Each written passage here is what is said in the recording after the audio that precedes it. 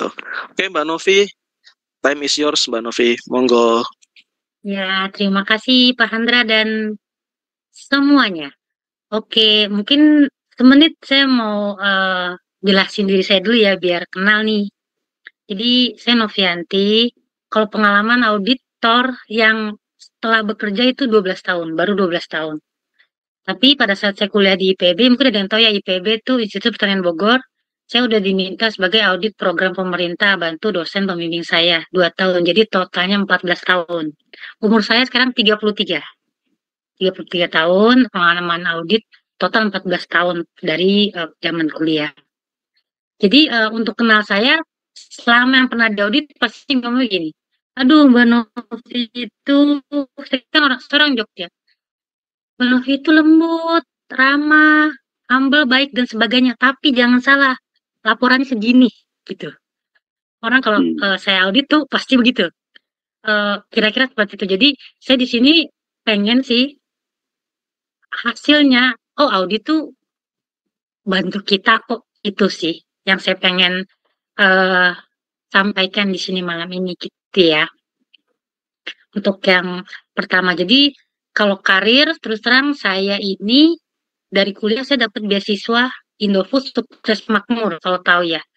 Kalau tahu Indofood udah banyak yang tahu ya.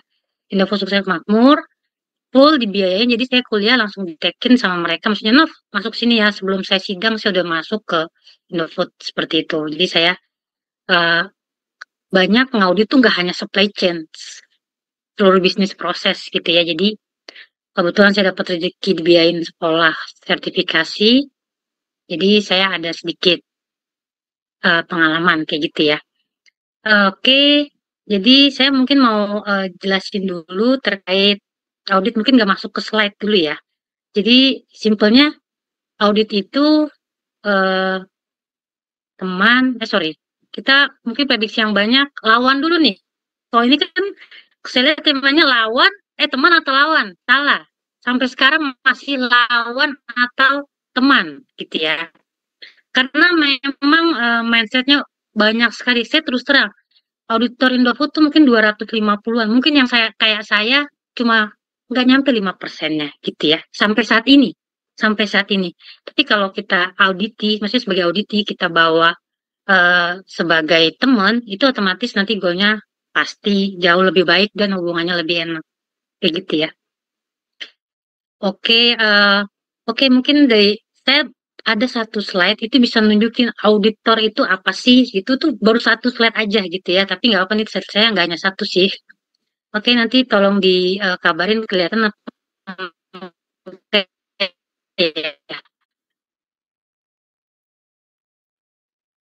Terlihat ya Pak ya? Masih proses. Nah, sudah. Oke, hanya dua loh, tugasnya hanya dua. Satu, assurance, memastikan segala hal yang ada di perusahaan itu sesuai SOP. SOP-nya nggak ada, sesuai best practice. Best practice nggak ada, sesuai regulasi pemerintah. Intinya itu. Pertama, assurance, memastikan. Yang kedua, yang ini nih, yang saya bilang masih sedikit. Ini tugas auditor loh. Tugas auditor udah sebagai best practice-nya konsultasi. Konsultasi. Jadi, mengapa saya suka sebagai audit? Karena gimana sih kalau kita udah kerja passion itu udah suka. Jadi saya ngaudit tuh ada yang bilang, Mbak Novi nggak bawa daftar pertanyaan. Buat apa? Karena udah jalan aja, karena kita suka gitu ya. Jadi konsultasi di sini bukan berarti saya lebih bisa. Kadang saya, ya udah, saya cari dulu sebelum ngaudit. Sama kita seperti kayak guru. Kalau ngaudit tuh, saya harus belajar dulu.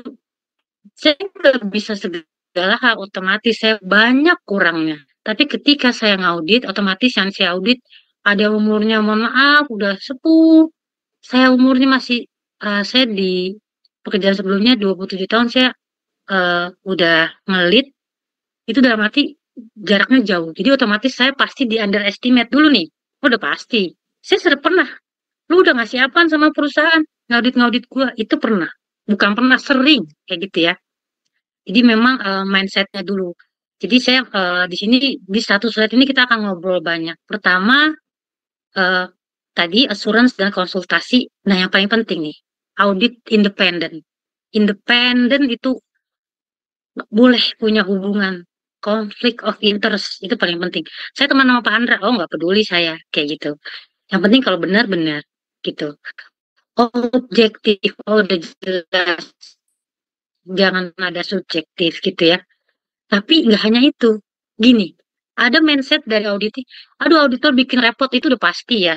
Auditor bikin repot, tapi kita lihat kalimat keempat, untuk memberi nilai tambah. Saya kasih tahu bapak-bapak dan ibu-ibu ya, kalau tuh audit nggak ngasih nilai tambah, kita bilang bikin repot kayak gitu, betul. Karena emang tujuannya harus ngasih nilai tambah gitu. Kalau nggak ngasih nilai tambah, kita apa ya? Buat apa sih fungsinya? Betul.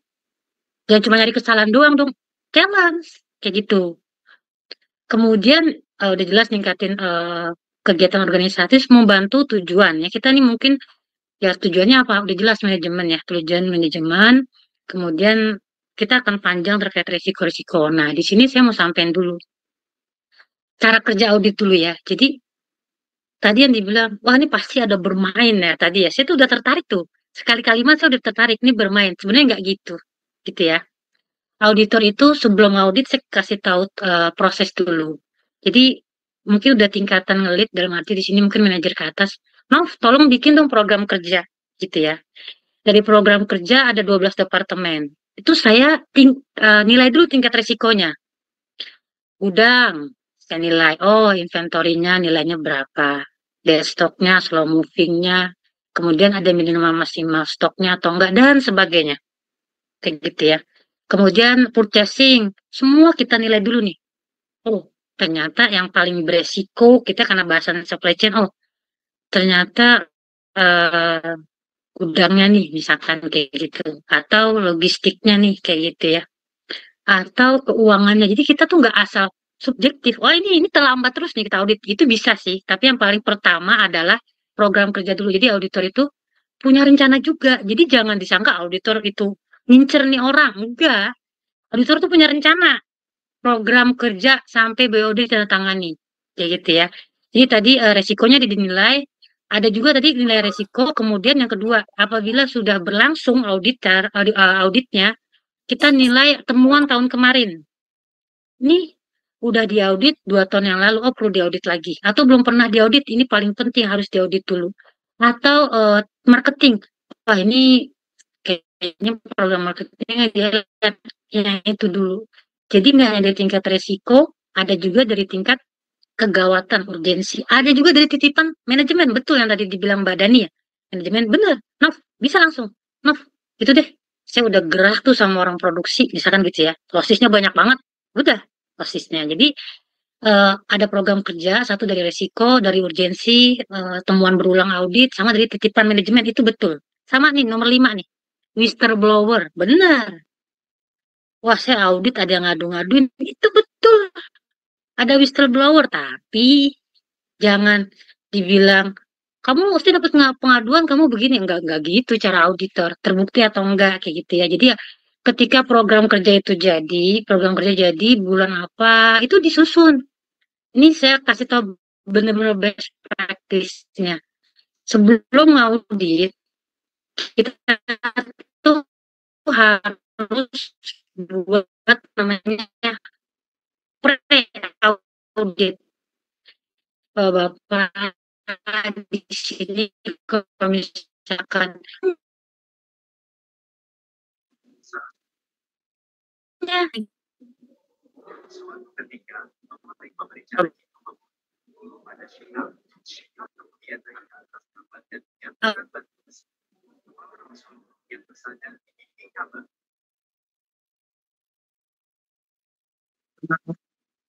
Mbak Novi,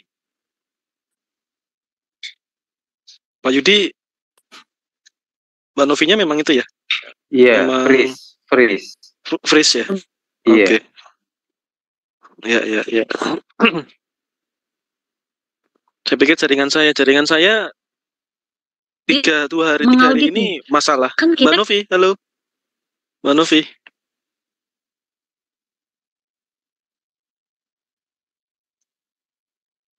kedengeran. Halo. Putus Mbak Putus, Novi.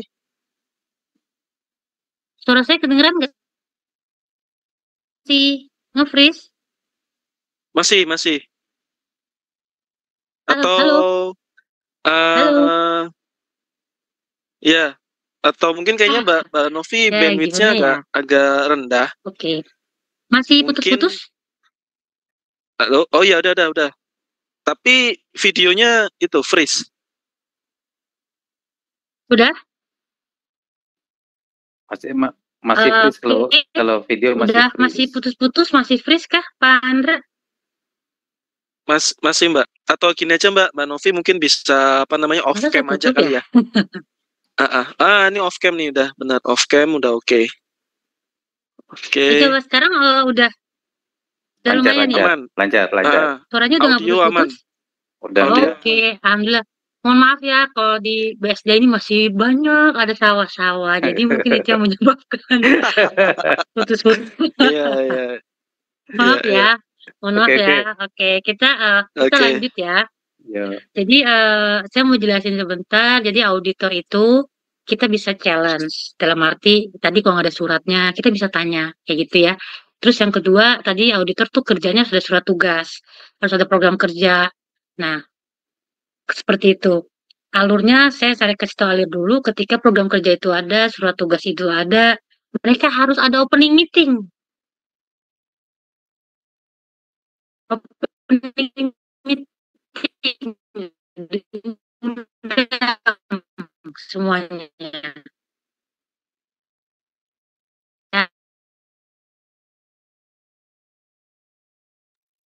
Hilang orangnya.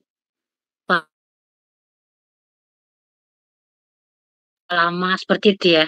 Tapi terus terang di sini Pak, saya adalah auditor khusus 85% saya ngauditnya fraud. Jadi kalau di sini yang mau sharing terkait fraud itu saya ada sedikit pengalaman kayak gitu ya.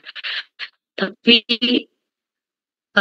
fraud itu intinya dari semua audit ada dua ya Pak, reguler sama fraud. Reguler mau bagaimanapun itu harusnya termaafkan. Mau kerugian bagaimanapun itu harusnya termaafkan. Tapi kalau ada fraud mau 50.000 pun itu tidak bisa termaafkan. Itu bedanya. Itu ya Bapak-bapak, Ibu-ibu.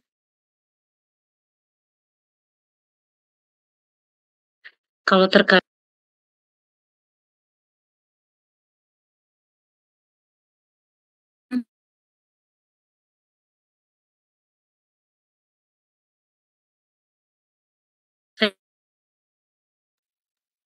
Suaranya hilang-hilang ya, Pak.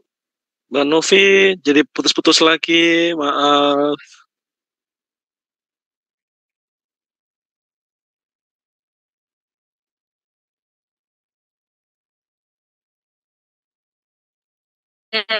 Sinyalnya nggak terlalu bagus kelihatannya. Iya.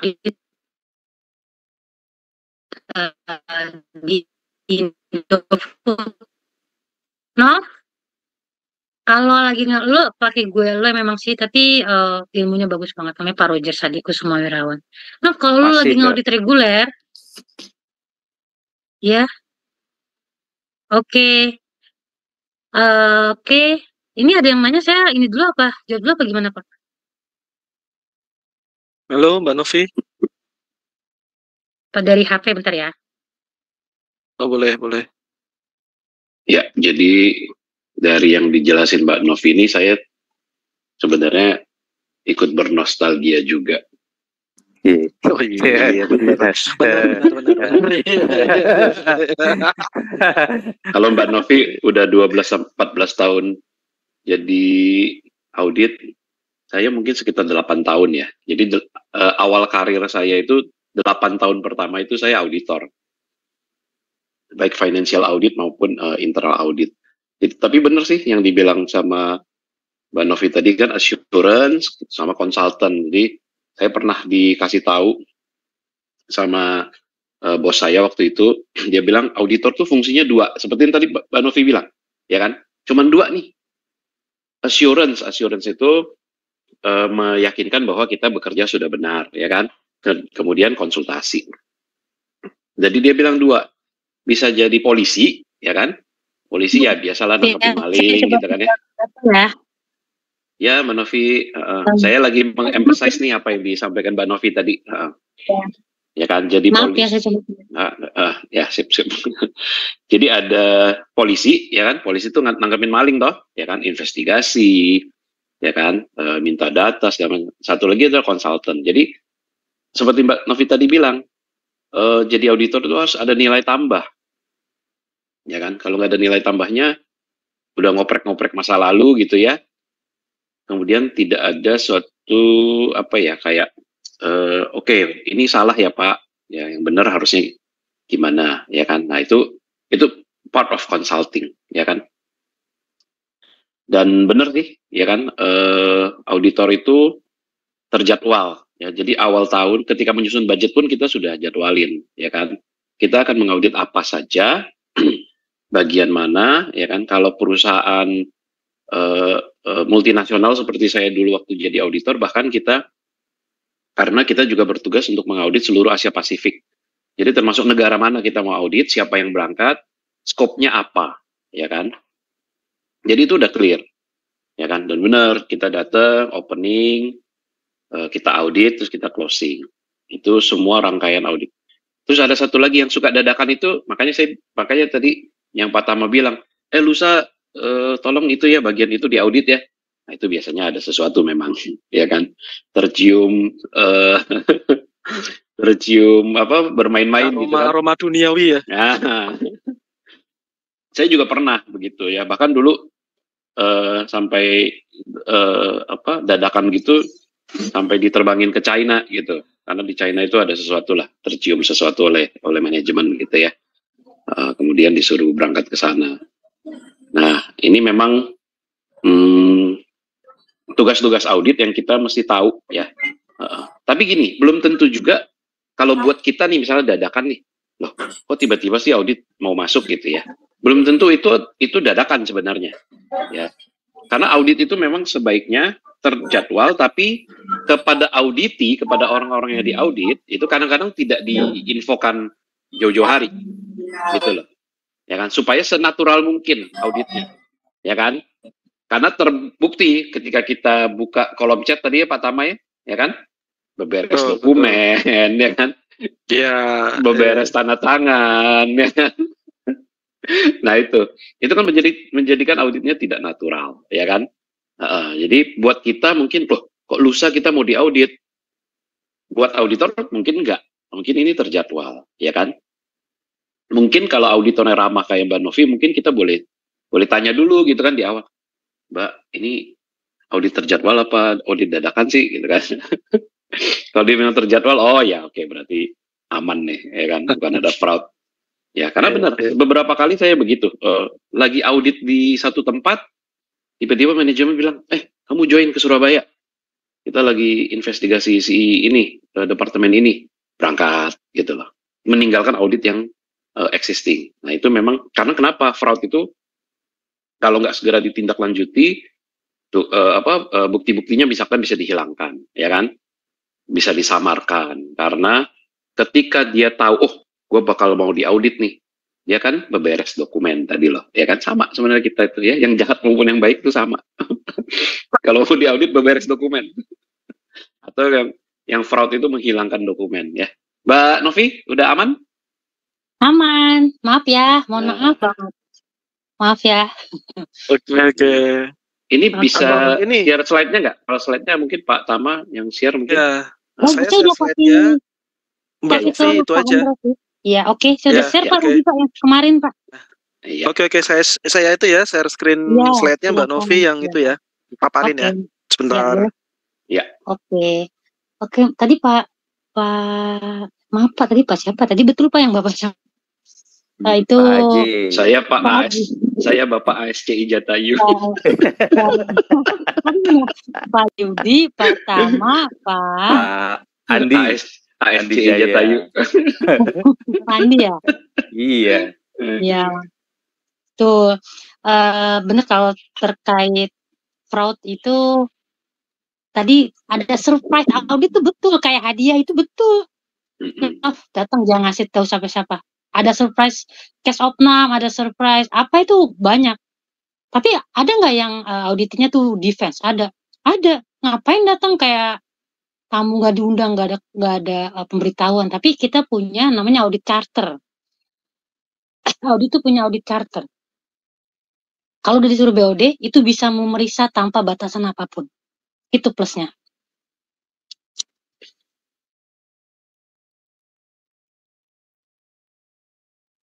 Iya Pak, udah tampil sih. Suara saya kedengaran ya Pak? Jelas. Ya, jelas. Oke. Clear. Jadi saya mau perkenalkan juga audit charter ini ya. Jadi auditor itu bisa tak terbatas pemeriksaannya. Itu ya. Jadi misalkan gini. Tadi kita opening. Oh, pemeriksaan 1 tahun dari Januari sampai Desember. Terus tiba-tiba auditornya minta tahun sebelumnya. Ngedumel kan tuh. Perasaan kemarin ruang lingkup kayak gitu. Nah, makanya Bapak-Bapak kalau auditor minta data, itu ada tanda bintangnya tuh di bawah, perlu. Data akan bertambah sesuai keperluan pemeriksaan. Kayak gitu. Jadi memang perlu seperti itu. Jadi kadang backdate, maksudnya sorry, bukan backdate, back pemeriksaan 4 tahun sebelumnya itu bisa. Apalagi terkait fraud. Kayak gitu ya. Di sini kalau terkait fraud, sorry Pak, kita balik ke yang pertama dulu ya Pak. Ya, di sini auditor itu tugasnya banyak. Betul. Di sini nggak hanya tadi konsultasi sama asuransi tugas utamanya, tapi resiko nih. Mbak Novi, kita ternyata terlalu simple nih SOP-nya. Ya saya bantu buatin SOP. Ada BOD, Nov, kita gimana ya supaya manajemen tuh gampang nih memantau seluruh departemen. Oh, kita bikinin dashboard gitu. Auditor bantu bikinin dashboard. Bantu bikin dashboard tuh kayak wasdal ya, pengendalian pengawasan seperti itu. Jadi auditor itu ada juga job desk-nya tugas khusus, dalam arti ya membantu BOD untuk mencapai apapun untuk tujuan organisasi kayak gitu. Tapi jangan salah kaprah. Maksudnya gini, Nov bikinin proposal, itu tugasnya HRD misalkan. Ya kita nggak sampai buat kayak gitu. Misalkan ini harus dipanis SP3 atau core nih Mbak Novi. Oh itu sering banget tuh. Saya bilang, ini nggak ada terkait fraud, tapi ada diincer nih, dia harus keluar. Oh nggak bisa. Selama dia nggak melakukan pelanggaran berat, saya nggak bisa memutuskan untuk dia disanksi di SP3. Oh nggak bisa, auditor jangan jadi auditor yang langsung ngasih memberikan punishment. Oh enggak, memberikan punishment SP3 itu enggak kayak gitu. Memberikan ketentuan sesuai regulasi perusahaan kayak gitu. Kalau nanya konsultasi boleh, misalkan Novi ini orang begini, misalkan ada keributan, jangan salah, keributan tuh kan juga ada code of conduct-nya, nggak boleh, oh ini pasalnya ini. Jadi kita juga auditor sebagai auditor harus hati-hati, nggak boleh kita ngasih punishment tuh maksudnya nggak boleh kita ngasih saran yang ngasal kayak gitu. Audit saya tuh udah banyak nemuin perusahaan yang dituntut karena salah ngasih punishment. Contoh, harusnya dikasih SP, harusnya ada jarak, ada peraturan kayak gitu. SP1 ke SP2 harusnya ada jarak misalnya. Atau enggak seharusnya kita lisan dulu, jangan langsung ngasih SP. Itu kalau karyawannya punya, dalam arti punya kenalan orang hukum, kita kena. Kayak gitu. Jadi sebagai perusahaan atau sebagai user di sini kita juga harus hati-hati dalam bertindak kayak gitu. Nah, saya juga mau ngasih tahu, kebetulan saya pada saat saya berkarir 12 tahun audit, saya 2 tahun ditarik menjadi legal. Karena sering ke Polres, ke Polsek, ada kasus-kasus kecurangan, head of legal, Nov, jadi tim gue kayak gitu. Oke Pak, namanya Pak Bayu dulu. Jadi saya 2 tahun jadi legal. Jadi menurut saya auditor berbasis hukum itu sangat penting. Auditor berbasis hukum itu sangat penting. Jadi bacain PKS, bacain regulasi pemerintah, itu tuh harus nyambung semua. Kayak gitu.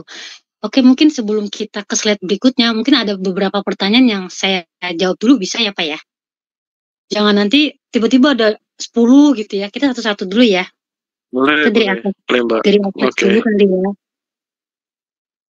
Saya baca di sini, yang kebaca di HP, apakah auditor harus punya sertifikasi atau lisensi gitu ya. Gini, Saya rata-rata yang sudah punya lisensi atau sertifikasi tuh sepengalaman saya umurnya di atas 40 rata-rata.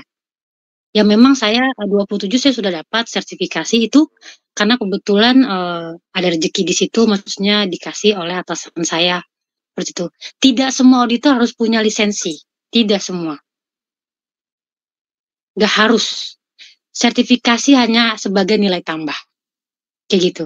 Asalkan dia sebagai auditor, ya udah dia memang sudah bisa menjadi auditor, tapi seperti kayak SNI-nya yaitu sertifikasi.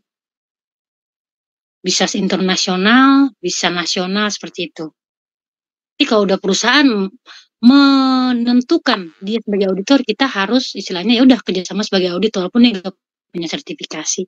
Kayak gitu sih. Ia punya standar atau pedoman untuk proses audit, harus punya. Audit itu punya regulasinya audit. Regulasi audit dalam melakukan audit fraud, regulasi audit dalam membuat program kerja, regulasi audit dalam komunikasi bersama auditi, itu harus punya. Tapi tidak semua perusahaan, maksudnya gini. Ada perusahaan yang SOP-nya aja nggak ada, kita sepakat ya. Atau auditornya benar-benar baru satu. Seperti itu, jadi memang bertahap. Untuk perusahaan yang udah TBK atau TBK-nya udah lama, apalagi seperti Pak Andi tadi itu udah multinasional, itu udah jelas harus ada di setiap prosesnya. Kayak gitu. Oke, ada lagi yang mau ditanya nih, baru satu sih Pak. Apa saya? Ada tadi ada satu lagi saya bacain juga. Jangan dibacain. Saiful suruh. Mas Saiful suruh. Iya, Mas Saiful itu. Ya Mas, open mic Mas. Iya. Karena menarik banget ini pertanyaannya. Halo. Mana Mas Saiful? Mas Saiful Azmi. Ini Saiful yang itu bukan sih? Yang di Cikarang? Bukan. Gue udah main panggil Saiful aja. bukan itu ya, bukan Mas Saiful yang apa namanya tahu petis ya, bukan ya? Makanya. Bukan. Kalau tahu petis, kalau Mas Saiful tahu petis langsung gua tembak aja kan. Oh, Mas Saiful Azmi ada orangnya? Halo. Ada ini masih ada di. Ada. Open mic Mas, open mic. Mungkin udah ngomong tapi ternyata masih mute takutnya. Halo Mas Saiful. Oh yaudah, Mbak Novi, kita lanjut dulu aja ke slide berikutnya. Nanti sambil nunggu Mas Saiful. Ya, boleh Pak. Oke. Itu pertanyaan menarik, kita taruh agak belakang. Nah, taruh agak belakang. Ya.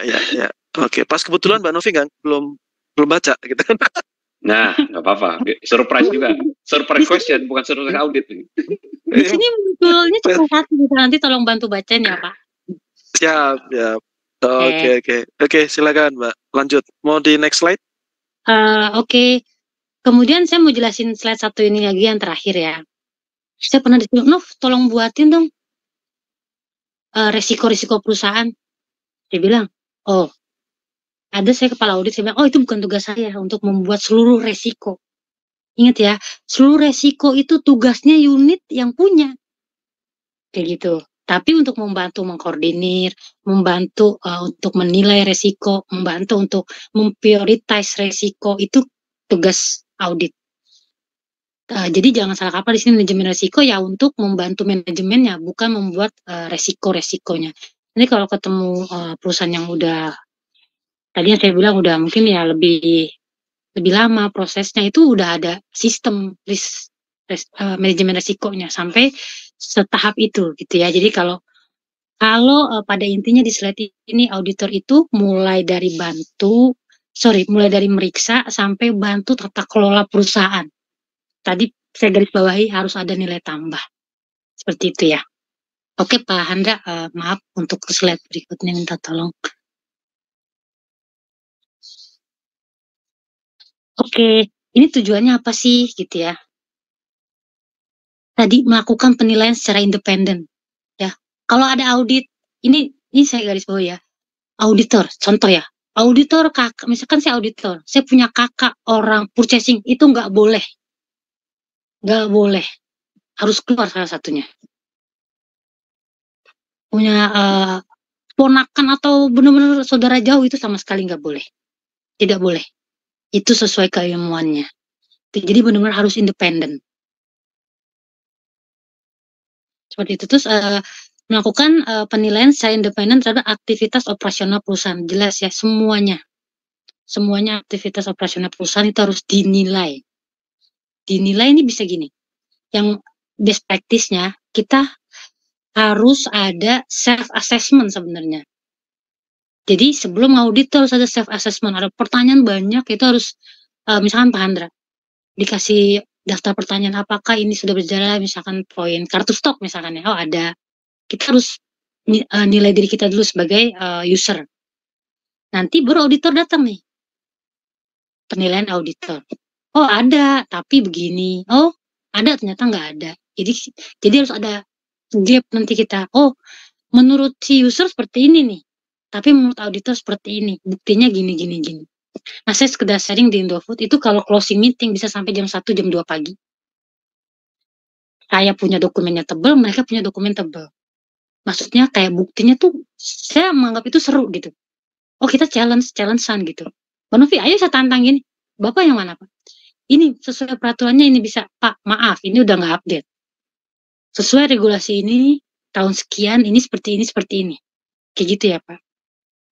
Jadi, boleh tuh challenge auditor. Tapi, auditor juga harus bisa jawab semuanya.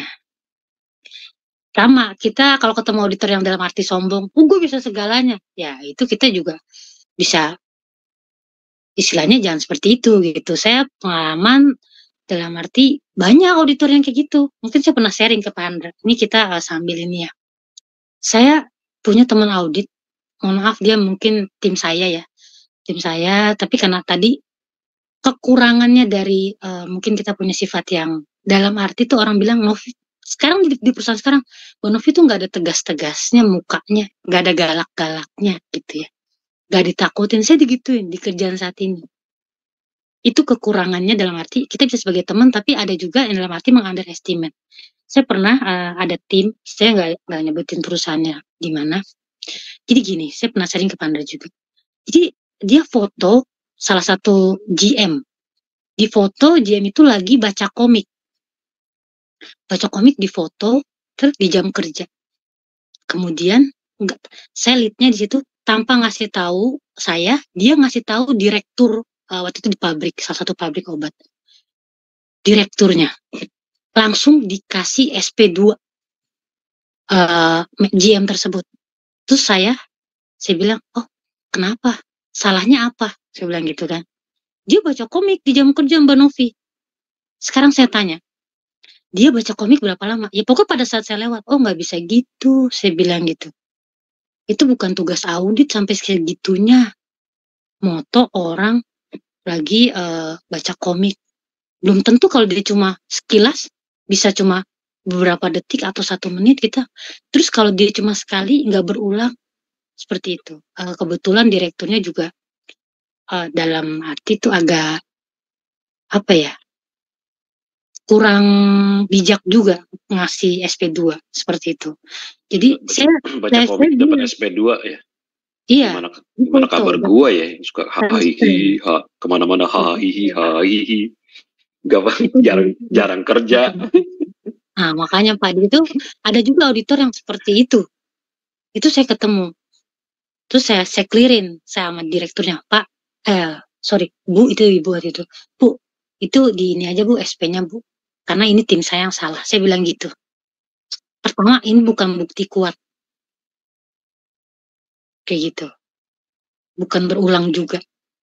Dan tidak ada konfirmasi. Ingat ya Bapak Ibu, auditor itu harus nih, digarisbawahi, agreed adalah setuju nih, sama-sama. Nggak ada closing bus, tiba-tiba closing, oh itu enggak. Sebelum closing, yang baiknya, auditor harus ngeprint dulu temuannya apa, kasih. Atau enggak ngeprint, kita diskusi lah. Nih Pak, saya tulisannya kayak gini. Oh nggak bisa bilang nggak berjalan dong Mbak Novi. Itu baru sekali dari 100 kali. Kita tuh jangan bilang tidak. Belum. Tuh, bahkan hanya sekali dijalanin. Dari 100, kita nggak boleh bilang tidak sebagai auditor. Kayak gitu. Jadi auditor di sini benar-benar nggak boleh seenaknya. Ada juga auditor yang benar-benar nggak boleh seenaknya. Kayak gitu. Kemudian ada juga seperti ini. Ini juga ya, ini ada audit yang ngakal-ngakalin. Saya kayak ada dua persepsi ya. Ada audit yang ngakal-ngakalin. Mbak Novi kesini aja Mbak Novi. Oh gitu. Oh iya Pak. Emang kenapa? Di sini begini kondisinya, nggak bisa dilaluin. Seperti ini. Jadi sengaja diarahin ke yang bagus-bagus. Bahwa itu banyak. Seperti itu. Udah selesai pemeriksaan saya balik lagi ke tempat yang nggak disaranin tadi. Gitu. Jadi di sini juga poinnya auditi juga jangan kayak ya, jangan kayak menyetir auditornya. Mbak Novi jangan ke sini, jangan ke sini, jangan ke sini. Juga. Lanjut. Bentar. Bocor. Lanjut. Udah ya? Lanjut, udah. Oke. Ya Pak, jadi saya ngaudit juga sering kayak gitu. Istilahnya ditutup-tutupi yang bermasalah, itu sering. Kayak gitu ya. Jadi aktivitas operasional perusahaan di sini tuh luas. Saya sebagai ngasih tahu dari persepsi auditor nggak boleh sembarangan, auditi juga dalam arti harus profesional, nggak boleh sembarangan. Saya pernah disepelein, ya masih bocah gitu ya. Ini bisa nih diarahin kemana-mana. Oh nggak gitu. Itu saya sering ketemu kayak gitu. Kemudian poin kedua, ya banyak nggak auditor ditawarin uang? Itu ya, ini penting. Sebagai auditor saya berapa kali ditawarin uang, apalagi terkait fraud, disamperin ke ATM, dikasih uang di tas saya, gitu. Itu udah sering. Mbak Novi, Ya. kalau saya nawarin roti ya Mbak Novi ya, jadi bukan fraud ya. Promo ya Pak waktu itu ya. Saya udah makan tuh. Nggak apa-apa itu Pak itu mah. Makasih loh. Hasil audit lu jelek aja pokoknya. Cuman ngasih roti promo lagi. Gitu sih Iya, Pak. tapi benar ya teman-teman, Mbak Novi itu prioritas pertama itu adalah di divisi saya gitu, karena memang divisi saya kan ada banyak ya, ada 3 ada 4 departemen di situ dan semuanya krusial. Kita semua ya, supply chain apalagi ya, itu sangat krusial. Jadi salah satu poin prioritas untuk di audit dan beliau ini, Mbak Novi ini, saya tawarin untuk ngantor di ruangan saya. Iya. Di ruangan saya suruh ngantor, Mbak, di ruangan saya aja. Nah, tapi kalau memang Mbak Novi, karena memang nggak ada meja yang proper, karena itu meja buat meeting ya, maksudnya buat tamu gitu ya. Jadi nggak proper untuk pegang laptop. Saya bilang kalau memang nggak proper Mbak, secara ekonomi ada kok meja kosong di lantai atas gitu. Tapi saya tawarin dulu di ruangan saya. Kenapa? Karena Mbak Novi auditor itu juga sebagai spy-nya saya gitu loh. Gitu, Mbak. Temuannya apa? Bukan karena saya itu ya, bukan karena saya menghindar gitu ya. Wah, ada temuan nih, malu nih. Ya malu bener, malu karena malu terhadap kepada perusahaan ya, karena masih belum proper kepada SOP kah atau peraturan pemerintah kah, apapun itu. Tapi jujur aja dari situ saya tahu bahwa oke, ini yang perlu kita perbaiki sama-sama itu. Dan Mbak Novi bener tadi, setelah satu gudang selesai, dia nggak ngeprint sih, dia tunjukin di laptopnya, Pak, temuan saya ini banyak tuh, oke Mbak, ya ini bener Mbak, ini bener, benar. Ada beberapa yang Mbak ini kayaknya ada kemarin nggak begini deh, tapi ini begini gini. Oh ya Pak, pas saya temuan seperti ini. Oh oke.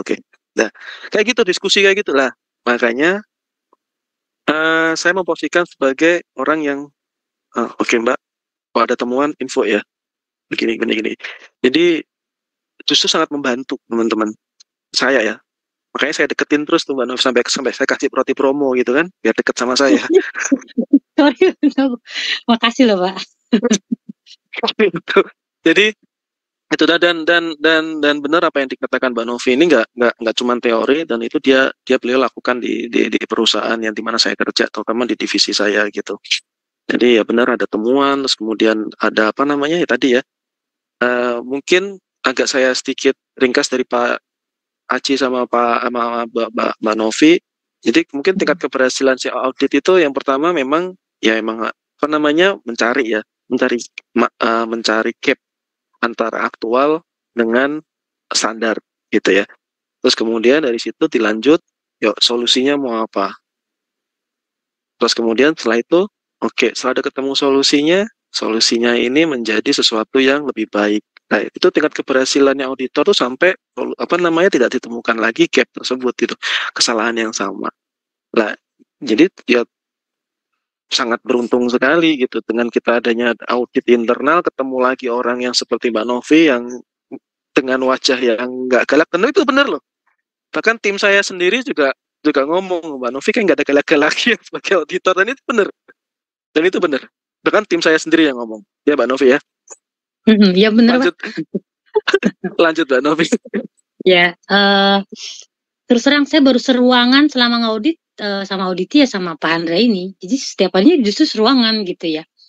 Dan Pak Handra yang pertama, Mbak Novi ada kendala nggak kayak gitu. Saya bilang, Pak, saya ada kendala apapun selevel saya harus bisa nanganin kendala itu. Gitu. Jadi nggak bentar-bentar, Pak, tim Bapak kayak gini. Pak, enggak. Saya udah selevel ini ya saya harus tanganin semua sampai laporan jadi. Pertanyaan ada kendala nggak? Oh, ada. Seperti itu. Tapi menurut saya, gampang lah. Gitu ya. Jadi di sisi, mungkin tadi umur saya masih 33 memang, tapi kalau ditanya, wah dimusuhin, udah dikatain, udah diremehin, udah banyak. Sampai mau ditabrak sama orang, itu udah pernah. Gitu. Jadi menurut saya kalau Pak Handra nih tipe audit yang saya suka dalam arti, Mbak ada kendala nggak? Langsung kayak gitu sih. Welcome gitu. Oh gini Pak, bahkan Pak, sorry ya Pak Handra kita agak terbuka. Hasil audit saya memang ada satu pimpinan dari unit tersebut yang dilengser. Gitu ya Pak ya. Memang nggak ada saya yang marah, nggak ada apa. Cuma ketika saya sampai sama direktur langsung, Nov, ini sih udah sangat-sangat kacau.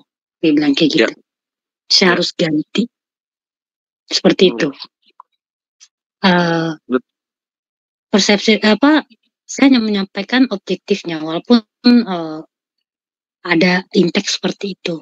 Seperti itu sih memang objektifnya seperti itu, impactnya seperti itu. Tapi saya bilang opsinya, Bu, kalau begini kita harus begini mengeluarkan haknya dan sebagainya dan sebagainya.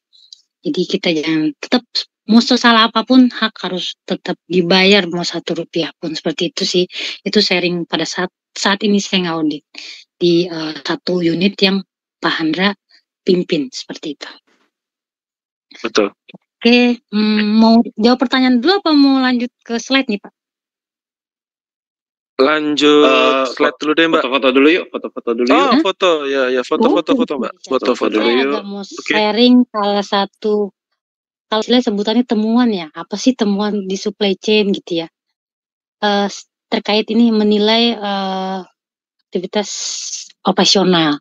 Saya pernah lagi ngaudit produksi, ketemunya malah temuan supply chain itu pernah. Jadi waktu itu kalau tahu rendemen ya, rendemen tahu ya di sini ya.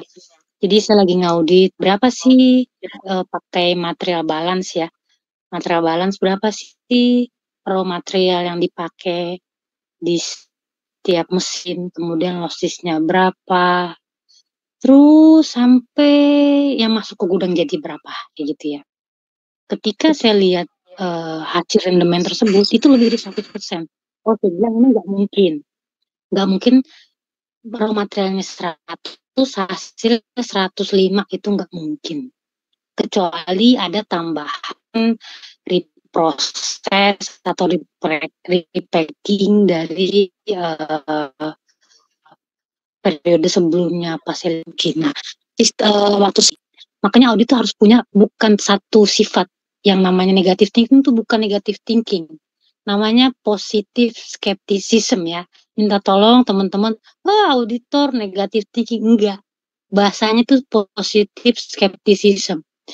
Jadi saya ketemu itu sudah masuk SAP, udah masuk laporan keuangan, ternyata itu dalam arti tanda kurung adalah palsu, fake, kayak gitu. Jadi singkat temuan tersebut, finish good sudah sampai ke gudang jadi itu aktualnya fisiknya nggak ada, seperti itu. Ya, jadi auditor kalau misalkan lagi produksi kenapa supply chain ditanya itu bisa. Kenapa HRD ditanya itu bisa. Jadi jangan mohon maaf di sini jangan defense duluan. perasaan lagi ngaudit ini kenapa kita ikut ditanyain, yaitu segala hal terkait auditnya itu ditanyakan itu bisa terjadi, kayak gitu ya. Jadi kalau misalkan aktivitas operasional perusahaan udah beres, baru yang poin kedua mengukur dan mengevaluasi manajemen risiko. Nah tadi saya sebutin itu risiko udah tingkat udah sangat matang lah perusahaannya, resikonya apa, minimalisir seperti apa dan sebagainya, kecukupan pengendalian. Jadi auditor ini dibuat nih. Jadi jangan hanya tadi ada mungkin sekilas pertanyaan, kok auditnya lalu-lalu aja sih kayak gitu ya? Enggak juga. Dia harus bikin pengendalian juga supaya nggak terjadi di periode berikutnya seperti itu ya. Kemudian saya mau sharing sedikit mungkin terkait audit fraud ya. Jadi gini, kita bisa bantuan auditor itu bisa meminta bantuan sama pihak lain, dalam arti pihak kepolisian itu bisa. Saya itu bareng sama Polda. Jadi gini, ada satu kasus ini auditinya si pelaku kecurangan itu sangat-sangat defense. Buktinya udah ada, dia tetap nggak mau ngaku. Dia tetap keras, dia tetap dalam arti ngebentak-bentak saya dan sebagainya, ngancem-ngancem saya tuh udah sering. Oke, bukti udah ada, udah valid. Kemudian perusahaan bilang, Nov, minta bantuan pakai lie detector. Ya, mungkin yang udah sering tahu ada lie detector, pernah dengar ya di Kopi Mirna dan sebagainya, itu ada, itu bisa. Auditor, saya pernah bareng pakai lie detector. Saya lihat caranya, dia cuma bisa menjawab secara simpel.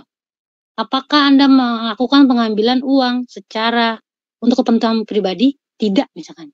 Nanti akan terjawab itu bahwa bohong. Bahwa dia melakukan pengambilan uang untuk kepentingan pribadi. Jadi lie detector itu hanya bisa menjawab iya atau enggak. Itu bukan cerita panjang.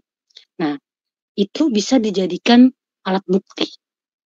Gitu. Itu bisa dijadikan kepolisian lie detector tuh valid seperti itu ya. Jadi kalau itu cuma murah waktu itu cuma 5 juta satu orang untuk pakai lie detector itu. Kami kerjasama dengan pihak kepolisian. Seperti itu untuk jadi alat bukti. Nah, poin kedua. Ini karena saya mau sharing sebagai bapak-bapak adalah auditinya ya. Poin kedua saya pernah minta data. Dia bilang ini, enak aja minta data. Saya digituin. Saya berusaha pakai komunikasi apapun tetap nggak meluluhkan hati beliau untuk ngasih saya data. Lu cari aja di situ gitu. Ya, jadi mau kita selembut apapun kalau orang itu ada suatu hal menurut saya, suatu hal bisa ada yang tutupin, kecurangan, atau mohon maaf ada masalah pribadi, atau dia lagi seperti apa yang dibawa ke kerjaan, itu kan nggak boleh ya. Itu saya pernah, wah ini nggak bisa sama sekali. Selama karir saya pernah menyerah dalam audit. Saya bilang sama atasan saya, Pak, ini saya udah nggak bisa minta data sama bapak, sama ibu ini.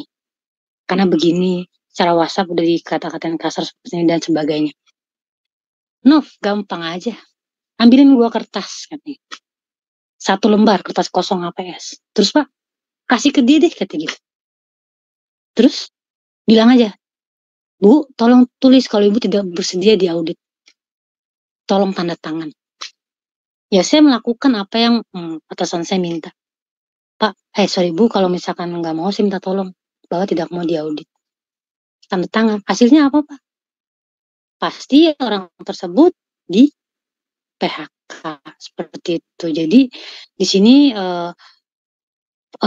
tujuan dari podcast kita adalah ayolah kita sama-sama profesional dalam arti auditor ya kita sama-sama kerja gitu, sama-sama kerja ya sama-sama bantu, pasti ini ada jangan ngerasa oh gue mau dicari kesalahannya gitu.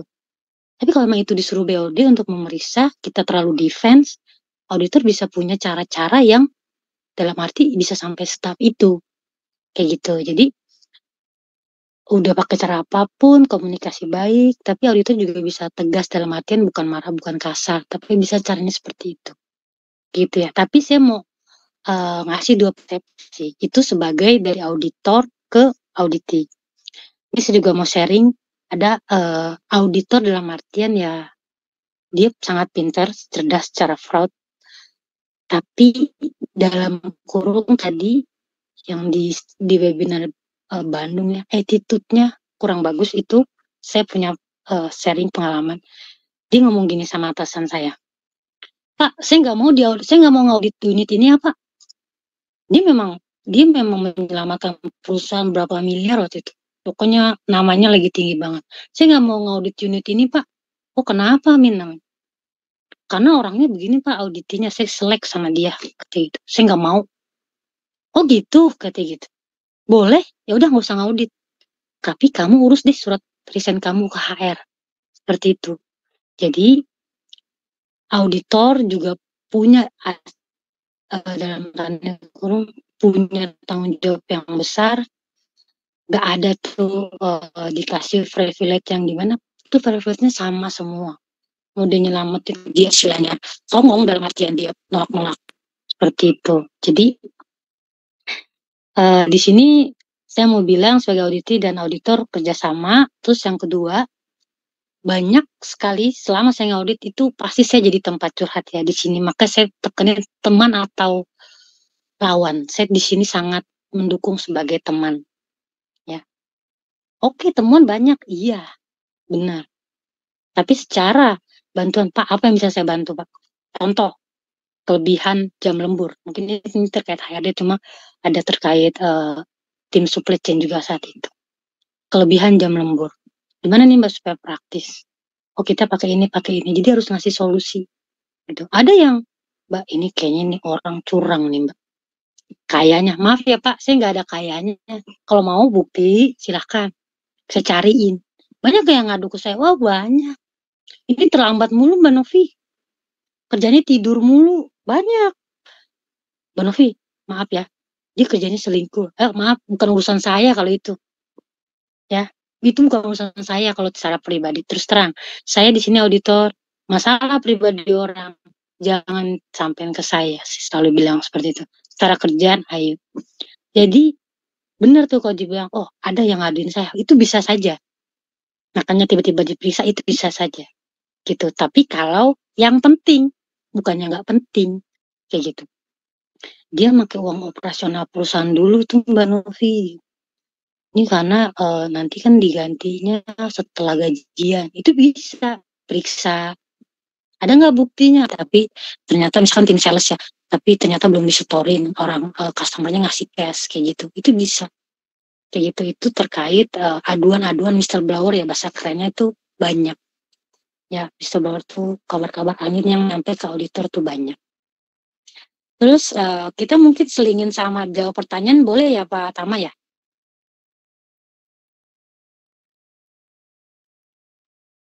Boleh Mbak Novi. Boleh, yuk. Oke, ini saya tertarik ada pertanyaan. Pernah nggak sih Mbak Nov, kenapa? Ya Pak. Pertanyaannya jangan dibacain. Orangnya aja suruh ngomong. Betul. Makanya mau nyari namanya ini Pak. Boleh. Nyari namanya nih. Biar seru nih. Kan biar kelihatan nih, oh ini auditi nih. Nggak mau terekspos nih. Oh ya benar silakan. Biar enak ya Pak ya, ada komunikasi dua. Iya, betul. Ya. Saya mau colek Pak Saiful Azmi lagi nih. Udah bisa open mic nggak? Halo, Mas Saiful masih ada nggak sih? Nggak tahu, nggak kelihatan. Ke ini aja, Pak Bro, ke Pak Budi aja deh. Kayaknya menarik tuh Pak Budi tuh ya. Iya. Itu Pak Budi bukan sih yang pindah-pindah hotel? Oh iya Pak. Iya. Tapi jangan Pak Budi dulu nih, urutan dulu nih Pak. Sorry. Oh ada urutannya ya, sorry, lupa gue. Iya. Lupa gue. Gua ada, ini kalau Tian ini Bapak atau Ibu? Maaf. Tian Bapak. Tian Bapak. Bapak Pak nih. Tian, Mas Tian. Iya Pak. Silakan. Dek Tian. Langsung nih sampaikan ke Ibu Novi nih. Ibu Novi, selamat malam Pak Andi Jaya, selamat malam Pak. Malam Bro. Malam. Ibu Novi, aku mau tanya, pernah kalau misalkan lagi ada audit nih, terutama tentang fraud gitu, suka dapat ancaman gitu nggak sih Bu dari dalam tanda kutip? Nah, misalkan si auditi yang fraud ini sampai berujung pada PHK gitu.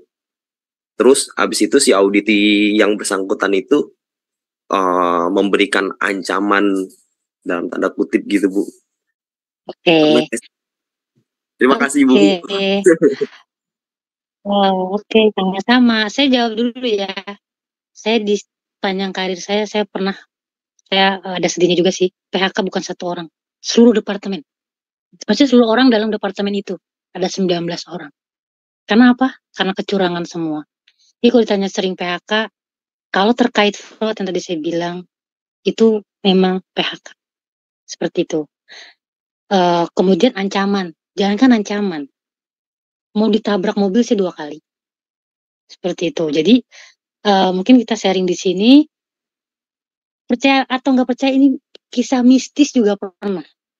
Dalam arti tiba-tiba di laptop saya, di rumah saya tuh banyak bunga melati. Itu pernah. Gitu. Jadi, kalau auditor fraud itu memang, kalau kata atasan saya, 100 kali lipat lebih susah. Minim saksi, minim bukti. Gitu ya. Kalau auditor fraud makanya jumlahnya sedikit seperti itu. Mungkin saya sharing ancaman yang paling parah tuh kasus apa sih gitu ya. Iya, Jadi betul. saya pernah di Indofood, ini suatu insting auditor tuh kayaknya yang nggak masuk akal. Jadi saya pernah, kan waktu itu kalau Indofood itu fingerprint, tahu ya, fingerprintnya tuh 6 jari aja, 3 kanan 3 kiri gitu ya, yang 4-nya enggak. Saya berpikir ini ada celah dalam arti ini bisa yang 4-nya ini didaftarin atas nama orang lain. Saya berpikir seperti itu ya insting audit aja seperti itu, ada pokoknya ada celah resiko pengendalian itu yang menjadi pemeriksaan. Jadi saya coba misalkan namanya dia Mas Tian ya. Iya, Misalkan betul. Misalkan saya sama Mas Tian, saya coba compare fingerprintnya gitu ya. Oh saya sama Mas Tian bedanya selalu 3 detik atau 4. Jangan saya deh, misalkan Mas Tian sama, saya kan auditornya, saya sama Mas Tian sama Pak Handra, kok selalu beda 3 detik, 4 detik ya setiap hari. Kembar siam pun gak sampai seperti itu, saya mikir gitu ya. Waktu itu saya di Indofood, saya pelajarin dulu. Oh, siapa orang-orang yang bisa mengakses fingerprint ini, gitu ya. Oh, udah pasti general manajernya, udah pasti manajer HRD-nya, udah pasti orang payroll-nya, udah pasti admin admin HRD-nya, sama istilahnya krani kayak supervisor-nya. Gitu ya, saya kumpulin dulu. Oh, saya cari tahu dulu nih. Oh, yang punya akses untuk daftarin fingerprint mereka. Terus yang kedua, oh fingerprintnya ada di mana? Oh, di setiap divisi. Dulu namanya divisi, ada 7 divisi. Tolong fingerprint itu diambil, ditaruh di tempat audit. Saya bilang gitu. Jadi absennya di tempat saya bilang gitu. Kemudian itu orang payroll-nya waktu itu absen. Absennya, Pak, tolong, saya bilang absennya ke 4 jari yang lain. Oh, ini nggak didaftarin, Bu. Ya, saya minta tolong. Tetap dia nggak mau tolong, Pak. Akhirnya dia absen, itu atas nama orang lain. Itu misalkan namanya A ya. Atas nama si B, si C, si D, si E. Jadi, karena dia punya otorisasi mendaftarkan orang bekerja, dia daftarin 4 karyawan fiktif. Ya, karyawan fiktif yang gajinya ke dia. Gajinya ke dia, gitu ya. Pengalaman saya, segala jenis fraud itu bukan dari tingkat atas dulu. Bukan. Tapi, ini orang yang didaftarin sebagai karyawan fiktif adalah orang-orang yang harian lepas. Ya, dulu saya di perkebunan sawit, orang-orang yang pupuk, orang-orang yang pembersihan tanaman, orang-orang yang jauh dari pengawasan. Misalkan itu adalah yang paling jauh unitnya, itu tuh yang pengawasannya sedikit, itu yang menjadi potensi fraud tersebut. Nah, kemudian yang punya akses lagi saya panggil kan, tadi ada 4 orang lagi, semuanya sama. Kelima orang tersebut punya daftarin karyawan fiktif yang uangnya ke dia. Jadi saya lihat misalkan namanya si B, saya tanya, ini kerja apa? Oh, sebagai harian lepas. Oh, saya lihat nih, waktu itu kebetulan saya dikasih ya mungkin bantuan sama Allah. Oh, ini ngerjain pupuk gitu ya. Kan karena saya orang IPB juga. Oh, kalau pupuk urea itu ada tandanya nih 2 hari, warnanya pink misalkan gitu ya. Jaraknya 1 meter dari pohon sawit tersebut. Saya langsung lihat tuh, nggak ada satupun yang dipupuk. Jadi kerugiannya selain gaji karyawan fiktif, itu adalah kerugian dari pupuk tersebut ya. Perusahaan mengeluarkan uang untuk pupuk tersebut. Kemudian Nah, di sini mungkin bisa menjadi pencapaian yang lumayan besar menurut saya. Kan Indofood itu unitnya banyak sekali. Pada saat itu ketika sudah terbukti, saya minta seluruh auditor yang di cabang, itu 200 sekian orang, tolong praktekkan hal yang sama. Ini tadi yang dibilang fraud itu harus benar-benar langsung cepat dikerjain. Gak boleh nunda-nunda. Seluruh Indonesia sama caranya. Ditaruh di tempat audit, fingerprintnya segala macam. Ternyata sama. Semua caranya sama, karyawan fiktifnya, semua tingkatnya itu berbuat curang. Seperti itu. Jadi ditres ke belakang itu sampai 6 tahun ke belakang. Makanya tadi ada yang nanya, kok di periode sebelumnya sih memang 6 tahun curang itu hasilnya 8 miliar kerugiannya. 6 tahun curang seluruh Indonesia, seluruh material yang mati pupuk atau yang namanya mungkin perawatan gedung itu semua materialnya sebenarnya nggak pernah dikerjain. Itu sekelas Indofood yang sangat besar loh. Ya, tapi tetap ada celah di situ. Kok dilihat di sistem SAP bagus, oh dipupuk. Nama karyawannya si A, si B, si C, si D, seperti itu. Nah, dari situ caranya sama, oke. Metodenya sama, terbukti semua, itu langsung 10 jari, bahkan ini yang emang agak nggak rasional sampai kakinya, tau nggak?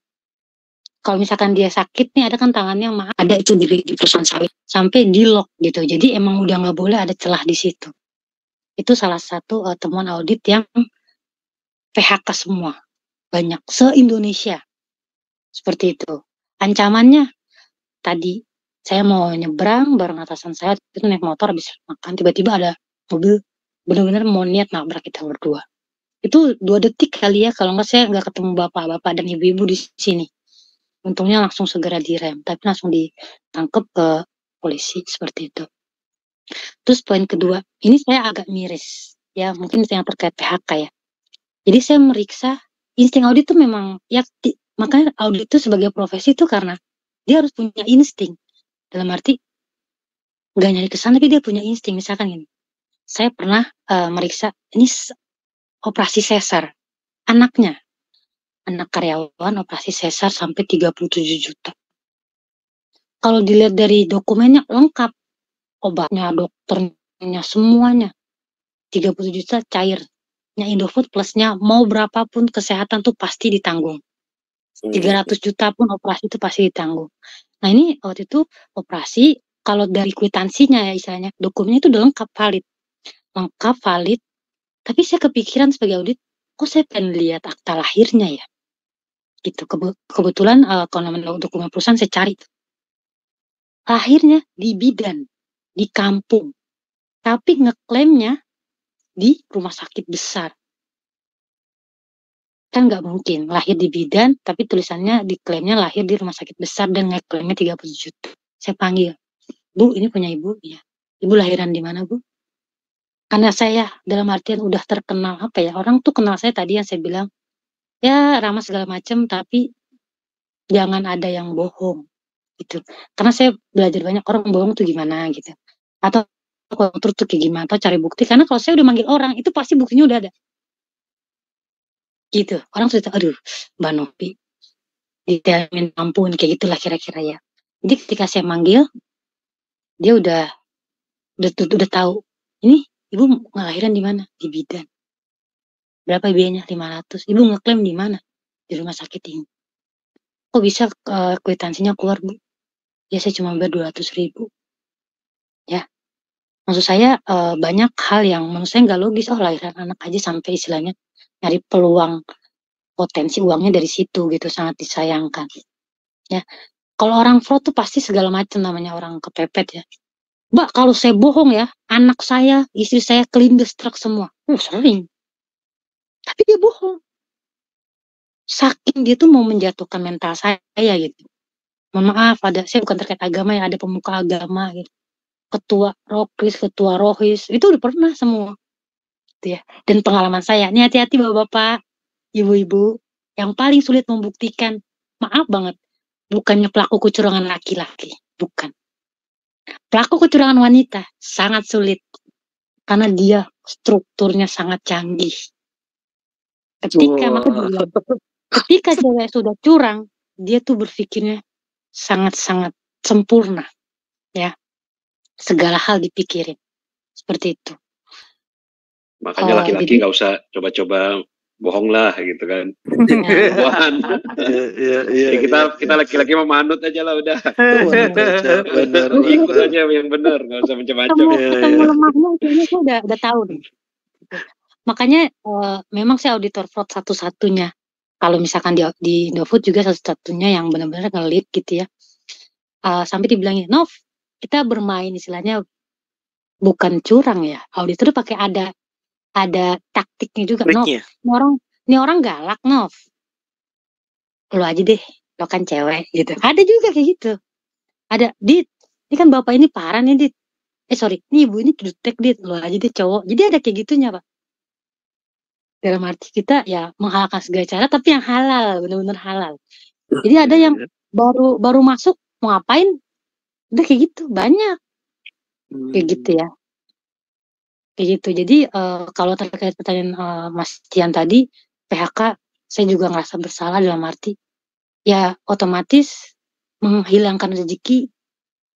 Kalau secara sengaja itu saya zolim. Tapi kalau karena dia fraud dan menghilangkan rezeki orang lain, saya merasa saya tidak salah. Seperti itu ya. Ini ada satu hal yang saya sampai nangis. Jadi saya dengar dia nelpon istrinya. Ini juga orang gudang nih. Pakai bahasa Jawa dulu. Tapi kan saya ngerti. Jadi intinya dia harus bayar 1 juta setiap bulan kepada general manajernya. Di balik layar dalam arti dia masuk, tapi lu setiap bulan ngasih gue 1 juta. Saya nggak sengaja tuh dengar teleponan. Seperti itu. Ternyata gitu. Memang auditor fraud tuh sulit sekali. Itu semua di balik layar. Seperti itu. Jadi ternyata bayar harus bayar 1 juta. Kalau gaji 2 juta, kalau di Jawa Tengah 2.500.000 diambil 1 juta, apa nggak nangis mereka gitu. Jadi saya berpikir kayak, oh untuk fraud saya nggak ada maaf. Banyak yang nangis banyak gitu ya. Tapi ada saya satu kasus kerugian bisa sampai 5,4 miliar tapi bukan fraud. Saya bilang sama BOD, Nov, saya mau ini dikeluarin. Kalau dari persepsi saya audit, Bu, ini memang salah dan merugikan. Tapi dia tidak dalam unsur kesengajaan. Dan bukan untuk pribadinya. Jadi gini, ada 2 aset yang mirip namanya. Yang satu perolehan baru, 2 tahun lah. Sama satu perolehan udah 12 tahun. Namanya hampir mirip, cuma belakangnya beda. Ketika dia mengajukan disposal aset, ternyata salah. Yang harusnya dihapuskan yang lama, dia namanya yang baru. Seperti itu. Nah, karena pemeriksaan asetnya, stok asetnya nggak benar juga, pada saat mau dijual, diangkutlah tuh mesin yang harganya 5,4 M. Yang NBV-nya, net book value-nya masih 4,7 M. Yang seharusnya dijual yang udah NBV-nya 0. Seperti itu. Keangkut, otomatis senang supplier dapat yang mahal seperti itu ya. Tapi itu memang kesalahan fatal yang merugikan. Tapi untuk admin, bukan admin, dia itu PIC aset yang mengklik nama aset yang salah, apakah harus DPHK? Tidak. Walaupun dia menyebabkan kerugian, tidak. Karena bukan unsur kesengajaan. Tapi kan saya berpikir, masa iya 5,4 barang sebeda ini bisa lolos? Oke, ternyata ada yang bermain di situ. Ini saya pakai kata-kata bermain emang benar. Jadi bukan yang dihukum, bukan yang salah ngeklik tadi. Walaupun emang awalnya dia yang salah ngebuka celah. Yang dia hukum dalam arti fraudnya adalah ketika, ini waktu itu orang teknik. Orang teknik kan harusnya meriksa. Kan tuh mesin 5,4 miliar gede banget. Gak mungkin orang itu gak tahu kalau itu kok dijual orang masih berfungsi. Ternyata itu dijualnya ke rekannya. Seperti itu. Gitu ya, dijual ke rekannya, dia dapat untung yang sangat besar. Jadi yang di fraudnya bukan yang kliknya salah ini, tapi yang direktur teknik tersebut. Seperti itu ya, itu kalau tanya fraud itu banyak sekali. Oke, itu sih kalau terkait fraud, ancaman lisan, tertulis. Sorry, dijahatin orang, saya udah nggak kehitung. Dulu Ya. Tian store ke Bang saya Novi. berapa ya, Tian? Tian dulu store ke saya berapa, Tian? Torbon biru Pak dulu Pak. itu banyak tuh sebenarnya Bu Novi, mohon maaf itu sedikit ya. Pak Andi Jaya ini dulu atasan saya bersama Pak Agus Wahyono juga. Iya, Mas Jadi Ahwa juga ya. gitu. Jadi dulu waktu itu ceritanya Pak Andi Jaya mau pergi ke Gresik. Itu tuh saya kan biasa mengajukan uang pakai voucher gitu, kayak advance atau cost. Jadi waktu itu Pak Andi Jaya mau buru-buru itu, mana bonnya sini, saya tanda tangan dulu. Wah itu celah banget, itu berapa banyak, itu berapa lembar waktu itu ditanda dari Pak Andi Jaya. Ngaku pasti ya. Enggak. Ayo, berapa yang lu embat? Ayo. Berapa yang lu embat, berapa yang lu store ke Pak Aceh, ayo. Nah, sampai hari ini storannya nggak ada, makanya gue mau minta sekarang. Iya. Benar. Karena emang kesempatan sih. Makanya kadang-kadang sih memang kita semua kalau memang udah punya wewenang untuk tanda tangan suatu dokumen yang terkait dengan suatu value yang cukup signifikan gitu ya. Itu kadang-kadang kalau kita udah percaya sama seseorang itu, jadi sini, udah nggak ngelihat lagi dokumen supportingnya tuh, tanda tangan. Nah, di Jaya celah banget gitu kalau saya ngajuin barang-barang keperluan drive gitu. Karena kan iya bener loh. Soal di operasional itu kalau kita nggak lakukan itu, ya Tian nanti gimana? Saya ada di Gresik ya kan? Operasional dia nggak jalan dong. Ya terpaksa saya tanda tangan blanko waktu itu memang. Ya. Tapi Tian orangnya bisa dipercaya. Nah, nanti aja gue telepon dia berapa lo Mbak, nanti gue Oke, Mbak Novi, kita nggak ke slide karena pertanyaannya ada 1000 pertanyaan di sini, ada banyak banget. 1000. Saya mau potong nih Pak Tama. Jadi gini, terkait tanda tangan. Mau misalkan tadi Pak Andi punya timnya Pak Tian ngasih stempel tanda tangan itu boleh. Diperkenankan secara hukum asalkan mendapat izin dari Pak Andi tersebut. Jadi boleh. Pernah dia yang bilang, Bu Novi, saya mau ngasih tahu ada suatu hal yang fatal. Apa tuh? Masa si ini megang capnya si bapak ini? Jadi bapak itu sebenarnya nggak tanda tangan. Itu kan nggak boleh Mbak? Oh boleh, jangan salah. Boleh.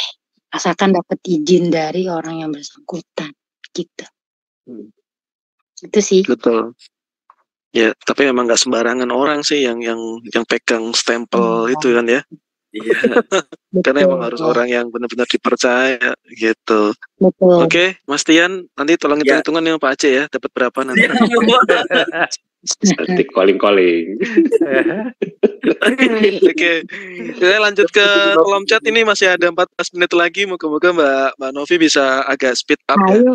Gitu. Dari Bapak Tamsil ya, Bapak Tamsil. Pak Tamsil. Oke, 5 hitungan. 5. Saya mau nanya. Oh ya, gimana Mbak? Oke ya, Pak Tamsil 5, 4, 3, 2, 1. Ya, maksudnya yang mau nanya siapa lagi? Habis Pak Tamsil nggak ada ya? Ada. Oke. Lutfi Lailun Nazar.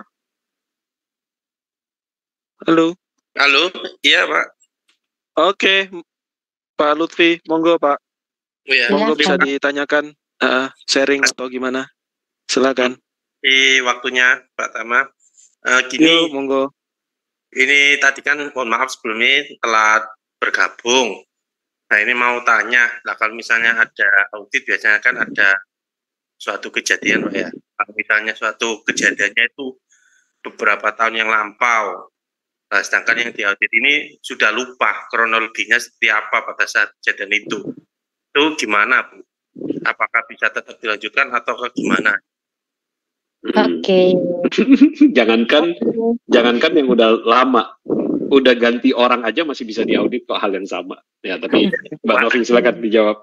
Iya benar. Betul ya Pak. Jadi suatu gini, istilahnya tuh setiap langkah pasti ada jejaknya. Itu dulu yang perlu kita ingat. Makanya ini yang perlu diingat. Apapun dalam hidup kita, mau itu bekerja, pasti deh. Itu harus ada jejaknya gitu. Jadi kita langkah hati-hati. Jadi yang masih berlalu pun itu harus diperiksa. Mau ganti sistem, mau ganti orang. Kalau emang udah tugasnya meriksa yang lalu itu, kita dikasih instruksi, kita harus periksa itu. Kalau ditanya, saya udah nggak inget lagi Bu, gitu ya. Nah, auditor juga hanya jangan dari lisan. Mereka harus dari sistem, dari Excel, dari dokumen, seperti itu. Jadi jangan hanya dari lisan. Mungkin dari Bapak, saya udah nggak bisa Bu. Saya udah nggak tahu sama sekali. Udah dia dari cara yang lain gitu sih Pak. Jadi memang periode audit tuh memang yang lampau. Setahun, 2 tahun, 3 tahun gitu. Yang diperiksa. Dan itu bisa. Emang yang lampau gitu. Mau ganti apapun itu harus tetap dilakukan. Itu sih Mas Lutfi. Oke. Terus kalau gini Bu, kan kalau dari saya ini kan di tim operasional Bu ya. Ya. Tadi info Pak Haji kalau memang dari operasional biasanya memang ada kayak bypass itu yang harus dijalankan biar operasional bisa jalan. Jadi itu Bu. Tapi dengan tidak ada tujuan untuk kecurangan atau untuk kepentingan pribadi, murni untuk kelangsungan operasional saja. Nah, untuk yang hal-hal kayak gitu tuh gimana Bu antisipasi dari tim operasional biar nanti pada saat audit itu nggak kena itu loh, maksudnya nggak disalahkan gitu. Ya. Tadi kalau misalkan yang mau instan kan kayak tanda tangan, saya udah jelasin tuh boleh kalau blanko asalkan ada izinnya. Bisa ngasih contoh nggak apa nih yang bypass tuh yang seperti apa? Jadi saya bisa kegambar karena contoh bypass tuh banyak sekali gitu. Mbak Novi supaya cepat begini gitu. Yang mana gitu. Itu bisa saja sah dilakukan asal nggak ganggu operasional, asal nggak ada curang, asal nggak pakai otorisasi orang lain. Contoh, kita tanda tangan. Kita tanda tanganin dokumennya harusnya orang tanda tangan, itu nggak boleh. Maksud tanda tangan atau for baru boleh ya. Tapi kita maksud tanda tangan dia itu nggak boleh. Kalau mau cepet tapi caranya kayak gitu nggak boleh. Kayak gitu. Terus atau misalkan mau cepet beli instan, misalkan gini, kita harus pakai PO gitu ya. Tapi ini urgent, harus beli di luar pakai cash gitu ya. Itu kalau peraturannya bilang boleh, ya udah itu bisa. Gitu, tapi dengan syarat ada keterangan ini, tanda tangan si ini. Yang cara-cara bypass tuh banyak dilakuin di operasional. Bu, kalau ini saya nggak lakuin ini begini, ya yang seperti apa gitu. Kalau nggak kena secara audit, ya pasti kena secara pemeriksaan. Tapi asalkan bisa dijelaskan ya, itu nggak apa-apa. Itu sih. Dijelaskan dan make sense. Nggak curang aja itu sih. Ya sorry Mbak Novi, saya tambahin pengalaman saya kali ya. Karena gini, saya juga ex-auditor dan saya kemudian terjun ke operasional gitu kan ya. Dan saya merasakan memang kalau kita mau ikutin 100% audit itu memang sangat kaku. Nah, bypass menurut saya nggak boleh, ya kan? Tapi yang kita lakukan itu bukan bypass. Jadi misalnya gini, kita tahu kita punya atasan, ya kita harus mendapatkan persetujuan dari orang yang punya otoritas di sana, ya kan? Jadi misalkan kita mau melakukan misalnya nih, kayak tadi Tian misalkan, itu tadi agak salah sih sebenarnya, ya kan? Saya main tanda tangan blanko aja itu sebenarnya salah, ya kan? Nggak bisa dibenarkan loh itu, ya kan? Harusnya ketika saya nggak ada, misalkan saya bikin surat otorisasi ini saya kasih ke Mas Agus misalnya, ya kan? Kalau nggak ada itu, harusnya Tian itu minta persetujuan dari atasannya saya. Nah, itu yang benar. Ya kan, langkah-langkah yang benar sebenarnya seperti itu. Ya, dulu saya cerita satu hal nih. Jadi ada sepeda yang nganggur, ya. Ya, jadi sepeda ini tidak ada di pembukuan. Tetapi karena tidak ada di pembukuan, orang-orang orang gudang, orang proyek itu ada yang ngambil, gitu. Akhirnya mereka diapain? Mereka gara-gara ngambil sepeda, mereka di PHK. Terus saya bilang sama mereka, kalian itu ya, padahal segampang kalian minta izin saya bilang oke, kalian bisa ambil loh itu. Ya kan? Nah itu tuh hal-hal kayak gini yang kita harus kembalikan hal ini kepada orang yang punya otorisasi. Ya, jadi sebenarnya tidak boleh bypass. Ya, selalu harus ada. Jadi kayak misalkan tadi, ya kan? Iya kita lakukan ini karena operasional. Approval-nya mana? Nah itulah. Ya, ingat ya. Jadi carilah orang yang punya otoritas, dia harus approve itu gitu loh. Jangan bertindak sendiri. Gitu. Berarti itu harus ada approval dari atasan Pak ya, menurut yang saya tangkap itu Pak ya. Iya, harus by email atau sebagai historinya gitu ya. Betul, WA pun boleh, yang penting tertulis. Oh iya, siap. Betul ya Mbak Novi ya? Betul ya? Betul Pak Andi, setuju saya. Oke, mungkin salah satu contoh di supply chain itu pernah ketemu sih Pak Andi. Salah satu contoh di supply chain gini, jadi pada saat itu harus posting data keuangan inventory di SAP gitu ya. Sedangkan masih diproduksi nih barang-barang tersebut. Untuk bypass tersebut, udah deh kita bypass aja. Padahal itu masih diproduksi, belum nyampe ke finish good-nya belum. Gitu. Cuma karena untuk istilahnya window dressing ya, untuk nilai investor nilainya tinggi. Kayak gitu. Asalkan PBOD tanda tangan itu oke. Tapi ternyata pada saat saya nemuin PBOD belum tanda tangan, udah diposting, itu salah. Itu ya, ini terkait inventory. Betul. Ya itu Pak Tama tuh ya. Mbak Novi itu Pak Tama ya. Oh bukan. Emang nakal dia. Bukan. Ini yang dikatakan Mbak Novi benar karena terjadi di perusahaan saya sebelumnya. Jadi ada ya perusahaan yang TBK terutama gitu batasan untuk memposting nilai inventory yang tinggi atau inventory turnover yang cepat.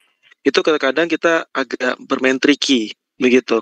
Jadi antara si accounting, finance sama operation biasanya supply chain lah begitu. Tetapi ada approvalnya direksi gitu. Oke, kita lakukan ini ya. Nih dalam periode sekian. Tanda tangan tuh semua tuh, ada direksi lah itu dilakukan. Tapi kalau misalkan cuman antar GM-nya aja tanpa ada direksi, ini permainan mesti GM-nya kan gitu. Gitu. Itu benar. Dan di periode itu saja. Setelah itu surat itu udah nggak berlaku gitu karena hanya di periode tertentu aja. Terus yang kedua yang mengenai tanda tangan, yang hati-hatinya adalah sekarang sudah bermain tanda tangan digital. PDF sudah bisa ditanda tangan digital, gitu. PDF bisa diedit. Nah ini ngeri nih. Kadang-kadang anak buah kita atau tim kepercayaan kita memegang tanda tangan digitalnya kita, gitu. Memang Pak. Bapak karena jauh, saya pakai ya tanda tangan digital Bapak ya. Oke, pakai. Tapi ya itu kalau misalkan itu dia masih konfirmasi ke kita gitu sebagai atasan. Tapi kalau misalnya nggak konfirmasi, mungkin dia akan melakukan pembuatan PO kah atau pembelian kah secara tersembunyi menggunakan tanda tangan kita lah. Itu yang dulu pernah saya temuin di perusahaan sebelumnya pada saat melakukan. Saya di holding pada saat itu memang belum ada internal audit, belum ada auditor di situ. Jadi saya yang mengkoreksi sendiri ke bisnis unit masing-masing gitu. Purchasing-nya gimana? Ternyata ada melakukan yang itu. Mau nggak mau ya udah cut gitu. Walaupun nggak seberapa.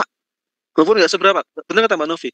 Kalau itu nggak seberapa tapi niatnya itu untuk fraud, untuk pribadi, habis gitu aja udah. Tapi karena itu kesalahan yang nggak diketahui, emang prosedurnya nggak ada, tapi ternyata ujung-ujungnya adalah itu ada kerugian perusahaan, itu masih bisa dimaafkan, gitu.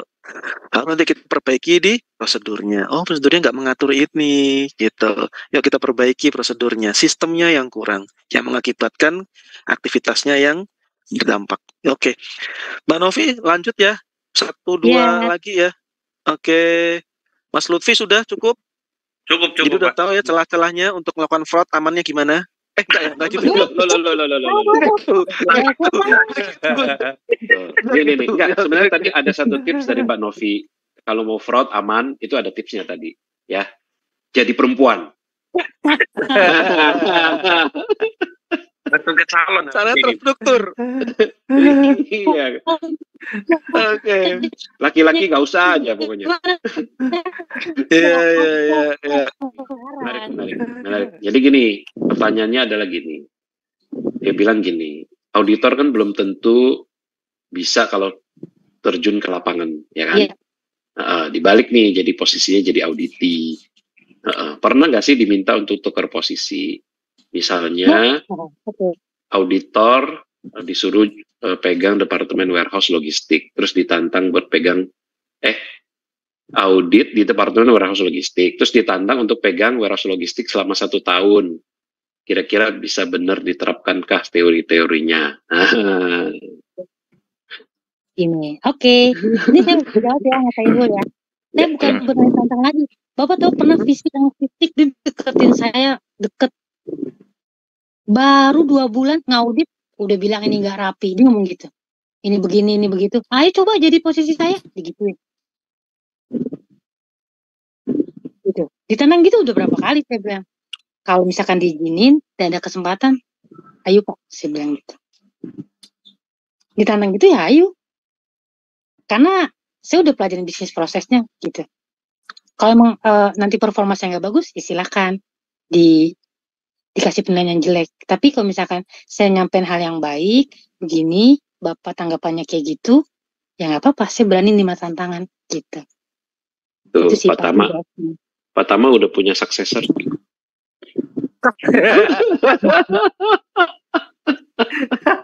Kalau saya mau ya mau manajer PPIC udah saya tarik itu Mbak Novi.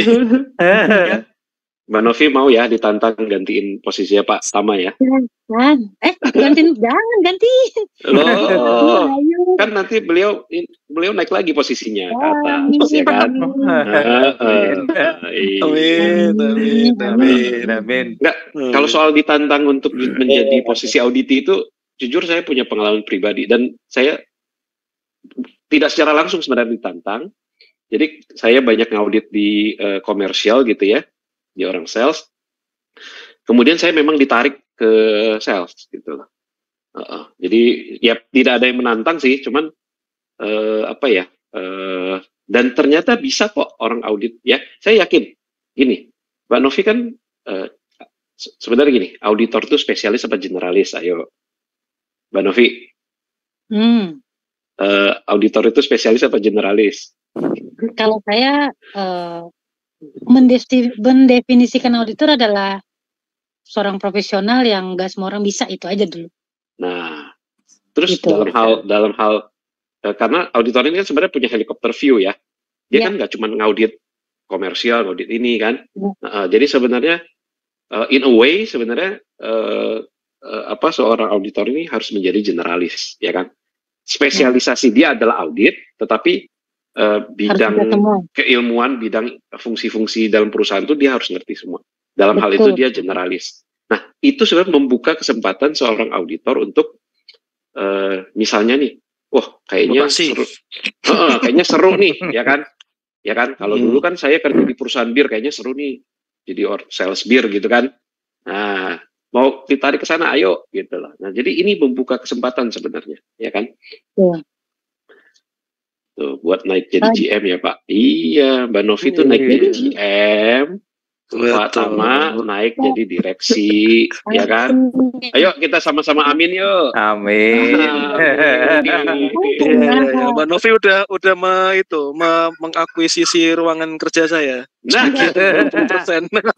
itu kenapa ditantang pernah memang. Tapi kalau ditawarin bukan pernah lagi Pak, sering. Bahkan nama direktur unit tersebut, Mbak Novi jadi HR aja, itu ngaudit HR dia. Enggak ngaudit ini jadi orang produksi aja, Mbak Novi enggak. Sering karena ngaudit. Pun Mbak Novi baru 2 bulan udah ngerti segalanya nih gitu. Jadi memang kalau ditawarin tuh udah pasti. Tinggal atasan saya bilang, bayar gini ngomongnya, berani bayar berapa gitu. Tapi belum ada kan yang disuruh ini loh, ruangannya tuh kayak gini loh kalau kerja, kalau jadi posisi saya belum ada kan, dikasih ruangannya dia gitu, ya kan, ya, biar tahu jadi Pak Tama tuh seperti ini tuh ruangannya gitu, ya kan. Itu Senin kemana? Ke Prima atau ke Kapuk? Kayak ke Prima setengah hari, terus ke Soho setengah hari kan pada Asmikro. Oh iya, ada itu ya, Asmikro ya. Oke. Ya. Jangan ngomongin kerjaan di sini ah. Enggak. Maksudnya gini, besok tuh kan saya ke Kapuk. Jadi Prima ruangan saya itu kan udah dikuasai sama Mbak Novi, berarti kosong. Iya. Oke. Kayaknya ini udah. Oh iya, satu lagi ya, maaf Mbak Novi, ini pertanyaannya. Apakah departemen audit itu juga pernah diaudit juga gitu lah. Ini pertanyaan tadi. Oh iya. Tadi itu ada polisi tadi itu. Kayak polisi ada polisi militer gitu kan ya. militer ada polisi militer gitu loh. Iya. Iya. Gimana Mbak Novi? Ada, betul. Auditor siapa yang audit sih? Banyak yang ngomong gitu. Ada, ya Q&A-nya audit ada. Gitu. Oke. Jika perusahaan itu mau menyediakan itu ada dan harus ada malah. Bener nggak nih proses auditnya, alat kerjanya, kertas kerjanya, laporannya harus diaudit juga. Audit ada yang mengaudit itu benar.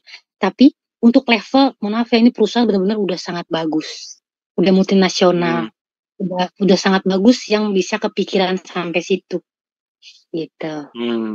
Ada auditnya, auditor tuh ada auditnya, saya mengalami, gitu. Mana kertas kerjanya dicocokin sama dia dari awal kerja, laporan, open meeting, semua dicocokin, gitu. Terus kebetulannya karena dia main detail, saya main detail, ya dia nggak nemu apa-apa. Gitu. Audit dia audit, yang audit harus lebih jago daripada auditornya. Gitu sih. Iya. Betul. Ini kayak apa namanya teman-teman kayak 5R ya. Kalau 5R-nya udah jalan itu kan nanti departemen A dia akan mengaudit departemen B gitu. Nanti departemen B mengaudit departemen C ya. Kalau ini udah benar-benar jalan ya, 5R-nya udah sampai R yang kelima gitu kan. Jadi udah sampai rawat racinnya tuh udah ada jalan tuh. Enggak cuma 3R pertama ya, tapi udah 2R pertama, 2R terakhir itu udah siklusnya udah main, udah jalan lah itu sampai seperti itu karena udah punya prosedur yang sama. Ada prosedur yang sama, acuan yang sama, list audit yang sama, jadi bisa saling mengaudit antar departemen. Ya mungkin agak mirip kayak seperti itu. Gitu. Oke. Cukup ya teman-teman ya, seru ya. Oke. Satu pertanyaan buat teman-teman nih. Mau nggak ini dilanjut jadi webinar? Nah, ketik yuk di kolom chat. Nah, Pak, mau. Ketik kolom chat. Mau nggak ini dibahas detail sampai ke daging, ke sumsum? Wah, dikuras habis ilmunya Mbak Novi di webinar. Saya siap. Mau apa? Yang dasar, lanjutan, jerial? No. Tantang tuh. Beginner, intermediate atau advanced. Gaskan Mbak. Oke. Terima kasih teman-teman. Conclusion deh. Closing speech dari ex-auditor. Apa aja harus diperhatikan. Saya pernah bikin audit programnya. Mungkin next tahu audit meriksanya ini nih, saya tahu gitu. Saya membuat audit program. Mantap. Oke. Closing speech ex-auditor Pak Aceh, monggo. Iya. Saya tuh malu ya kan. Sama ilmunya Mbak Novi kok banyak banget. Enggak, Bapak. Pengalamannya, ilmunya. Iya. Kalau saya sih jujur aja, audit saya nggak mau lama-lama. Saya mendingan operasional aja. Karena berat. Jadi auditor tuh berat. Mbak Novi aja. Ya jadi gini, memang ada beberapa yang kita petik di sini ya. Maksudnya gini, kalau kita kembali ke pertanyaan audit itu teman apa lawan sih ya? Nah, kalau saya sih mengajak teman-teman untuk menjadikan audit ini tentu teman gitu kan ya. Karena kecuali buat kita yang memang orang jahat misalkan, ya kan, suka nyolong, suka males, ya kan. Nah itu memang akan menjadikan auditor itu lawan. Tapi kalau kitanya kerja dengan benar ya dan segala sesuatu itu ada justifikasinya, auditor itu teman kita, ya kan. Auditor itu akan mengingatkan kita, Bapak ini salah loh ngerjain ini, ya kan. Kedepannya harusnya seperti ini, ya kan. Kedepannya harus seperti itu. Nah itu aja sih sebenarnya. Kalau mau menyimpang gimana? Yaitu kalau kita sampai mau menyimpang dan kita takut salah, boleh loh kita datang ke internal audit kita dan kita bertanya, ya kan, Mbak Novi harusnya gimana sih kita, ya kan, nanti akan dikasih. Jadi gini, audit itu ya, kecuali memang kalau perusahaannya menargetkan KPI-nya auditor memang jumlah temuan ya, tapi so far sih saya nggak pernah ketemu ya Mbak Novi ya, belum kan ya, bukan jumlah. Jadi audit itu bukan dibayar berdasarkan jumlah temuan ya, bikin orang susah, enggak loh. Ya kan? Internal audit itu kita dibayar untuk memperbaiki kinerja perusahaan. Malah dulu saya pernah di kantor saya itu bukan internal audit kita sebutannya quality assurance. Jadi kita mengassurance quality yang ada di perusahaan itu. Jadi kerjanya seperti internal auditor, tapi kita sebutannya bukan internal audit, kita sebutannya quality assurance. Jadi jangan takut ya. Nah, sebagai penutup, ini mungkin Mbak Dani tadi mungkin berhalangan untuk memberikan komentar ya. Tapi on behalf of Mbak Dani ya, saya tahu ceritanya tuh ya. Jadi kalau kita nih pertanyaan malam ini adalah auditor teman atau lawan ya. Kalau Mbak Dani itu auditor teman atau lawan ya, itu sudah jadi pasangan hidup mereka itu. Ya, jadi ceritanya memang di audit gitu ya. Di audit kemudian sekarang malah bukan hanya teman dan lawan lagi, sudah cinlok gitu ya. Nah, luar biasa. Ya, tadi saya mau minta Mbak Dani untuk cerita, sepertinya belum bisa ya. Jadi mohon izin ya Mbak Dani, saya cerita sedikit aja di sini. Ya, jadi seperti itu ya. Jadi teman-teman jangan khawatir dengan audit ya kan, jadikan mereka partner kita untuk makin maju untuk kedepannya ya. Lebih lengkapnya ya, tadi yang jawab mau webinar, kita akan bikinkan webinarnya ya Mbak Novi, mohon kesediaannya. Sip. Oke. Terima kasih. Terima kasih teman-teman. Makasih Mbak Novi udah hadir ya. Mbak Novi, terima kasih banyak. Yang lain.